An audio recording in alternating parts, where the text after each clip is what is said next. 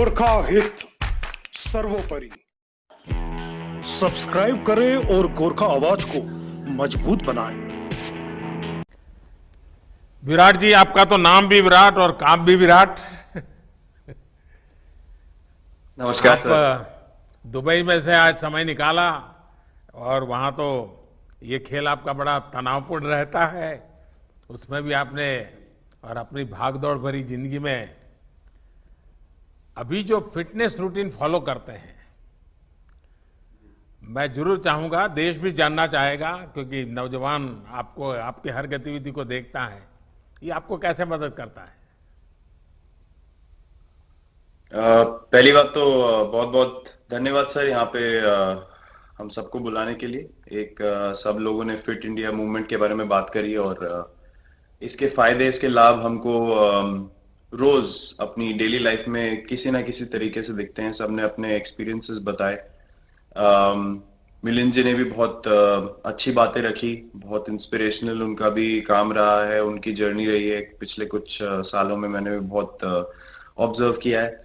और मेरे खुद के एक्सपीरियंस में सर एक ट्रांजिशन एक्सपीरियंस करने को मिला मुझे कि जिस पीढ़ी में हम खेलना शुरू हुए और जो उस समय खेल की हमारी डिमांड्स थी, वो बहुत तेजी से बदली एक समय के बाद। और मुझे ये एक्सपीरियंस हुआ कि जो एक हमारा सिस्टम बन चुका था, हमारा एक रूटीन बन चुका था, वो हमारे खेल के डिमांड्स के लिए सही नहीं था और उसे बदलना जरूरी था, क्योंकि हमारा खेल बहुत तेजी से आगे बढ़ रहा था और मुझे ऐसा महसूस हुआ कि हम कुछ फिटनेस के पॉइंट ऑफ व्यू से पीछे छूट जा रहे थे। हमारी स्किल में कभी कोई प्रॉब्लम नहीं थी। तो एक स्वामी जी ने भी बात रखी, आपने भी बात करी, मिलिंद जी ने भी पहले बताया, एक जो सेल्फ रियलाइजेशन की बात है कि आपको खुद से रियलाइज हो कि मुझे क्या बदलना है अपने अंदर। तो मुझे वो एक समय पे खुद भी एक्सपीरियंस हुआ कि नहीं, फिटनेस जो है वो प्रायोरिटी होनी चाहिए। और अगर मैं आपको ऑनेस्टली बताऊं तो पहले खेल को अच्छा करने के लिए फिटनेस मैंने शुरू करी, लेकिन आज अगर प्रैक्टिस मिस भी हो जाए तो मुझे इतना खराब नहीं लगता, लेकिन अगर फिटनेस सेशन मेरा मिस हो जाए या एक्टिविटी मिस हो जाए तो मुझे ज्यादा खराब लगता है। तो इसके फायदे जो हैं तो सर, सबसे वो पहले आपको ये जो नया मंत्र जगा, तो दिल्ली के छोले भटूरे का ही बहुत भुगतान हुआ होगा। बहुत ज्यादा सर। मतलब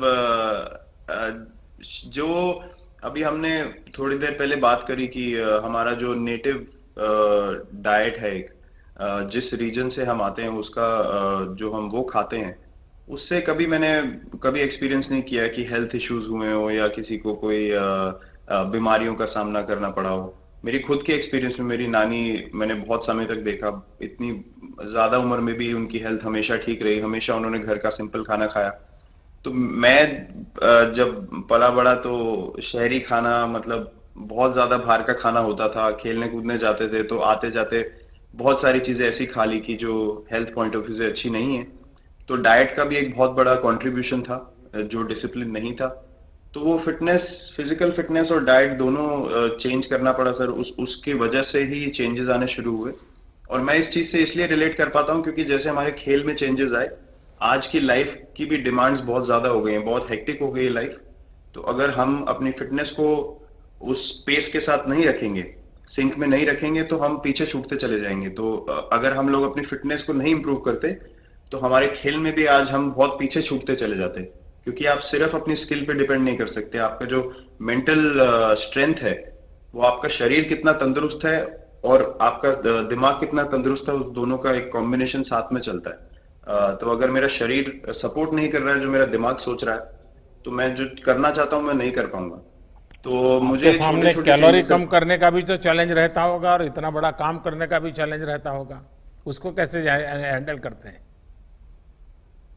सर मैंने अभी जो अपने अनुभव में मैंने ये चीज एक्सपीरियंस करी है, वो ये है कि खाने के बीच में समय देना बहुत जरूरी है।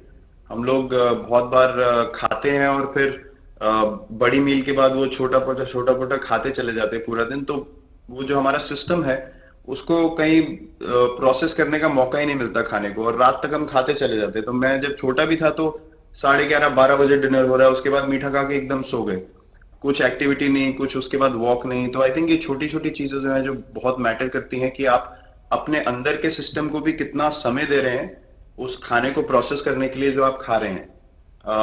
तो उसके लिए अवेयरनेस बहुत जरूरी है कि आप किस वजह से कर रहे हैं। आप अपने आप को ओवरऑल फिट रखने के लिए कर रहे हैं या फिर सिर्फ वेट लॉस के लिए कर रहे हैं, जैसे अभी रुजुता जी ने बोला। तो प्रायोरिटी बहुत जरूरी है अपने दिमाग में कि आपकी इंटेंशन ठीक होनी चाहिए, फिर अकॉर्डिंगली आपके रिजल्ट्स भी वैसे ही आएंगे बाहर। मैंने सुना है कि इन दिनों टीम के लिए एक योयो टेस्ट हो रहा है। क्या ये कैप्टन को भी ये योयो टेस्ट करवाना पड़ता है कि आपको छुट्टी होती है? और योयो टेस्ट होता क्या है, क्या क्या क्या करना पड़ता है? सर टेस्ट ये बहुत जरूरी था फिटनेस पॉइंट ऑफ व्यू से। अगर आप ग्लोबल फिटनेस लेवल्स की बात करें तो बाकी टीमों से हमारा लेवल अभी भी कम है, और हम चाहते हैं कि वो लेवल हम ऊपर लेके जाएं। जो एक बेसिक रिक्वायरमेंट है आज की डेट में, हम लोग फोकस करते हैं कि जैसे T20 मैच हो गया या वनडे मैच हो गया, वो एक दिन में खत्म हो जाता है। लेकिन अगर हम टेस्ट मैच की बात करें जो 5 दिन आपको खेलना है, हर शाम को आपको वापस जाना है, अगले दिन फ्रेश आना है, तो उस पॉइंट ऑफ व्यू से ये फिटनेस जो स्टैंडर्ड था वो बहुत जरूरी था। और मैं सबसे पहले मैं ही जाके भागता हूँ, और ये कंडीशन है कि अगर मैं भी फेल हो जाऊंगा तो सिलेक्शन के लिए मैं भी अवेलेबल नहीं हूँ। तो आई थिंक ये सिस्टम और ये कल्चर सेट करना बहुत जरूरी होता है।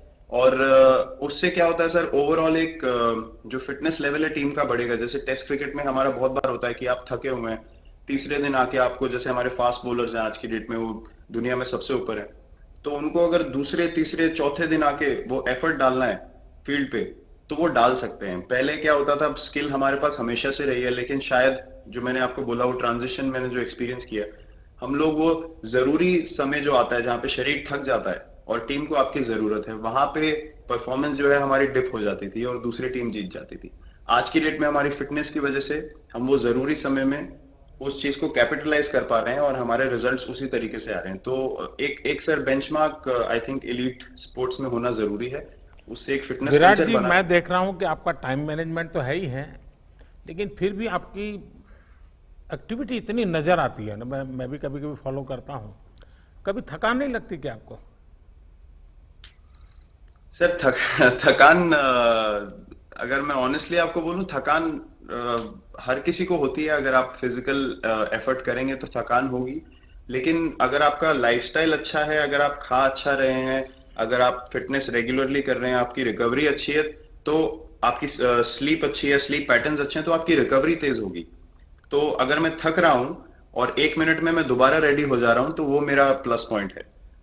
तो आई थिंक वो मैंने एक चीज एक्सपीरियंस करी जो बहुत जरूरी हो जाती है। आपका ओवरऑल लाइफस्टाइल कैसा है उसके ऊपर बहुत डिपेंड करता है। विराट जी, बहुत अच्छा लगा मुझे, और मैं आपको, अनुष्का जी को और आपके दोनों के परिवार को निकट भविष्य की शुभ घड़ी के लिए बहुत बहुत शुभकामनाएं देता हूं। धन्यवाद sir, thank you so much. Subscribe करें और गोरखा आवाज को मजबूत बनाएं।